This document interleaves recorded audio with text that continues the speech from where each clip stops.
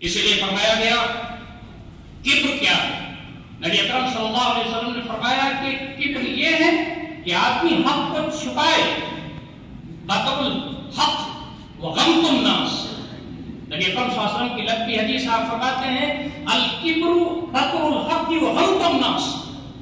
کبر یہی ہے کہ آدمی حق کو جھٹلا دے، اللہ رب العزت کا جو شکریہ ادا کرنا تھا، اللہ کی نعمتوں کو جھٹلائے، اللہ کی وحدانیت کو جھٹلائے، اللہ رب العزت کے فیضان کو جھٹلائے، اور دوسرے لوگوں کی توہین کرے، اپنے سے چھوٹا سمجھے دوسروں کو۔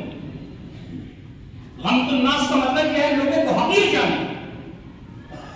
یہ بات ہم سب جانتے ہیں کہ اللہ رب العزت نے کسی کو مال دے کر کے آزمایا ہے، کسی کو مال کم دے کر کے آزمایا ہے۔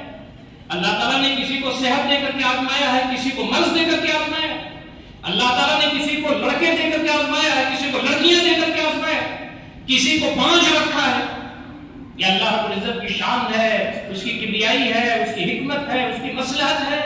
بندہ ہر حال میں اللہ رب العزت کا بندہ بن کر کے رہے، شکر ادا کرے، اللہ تعالیٰ اس کو اس دنیا کے بعد اتنا نوازے گا کہ وہ نہال ہو جائے۔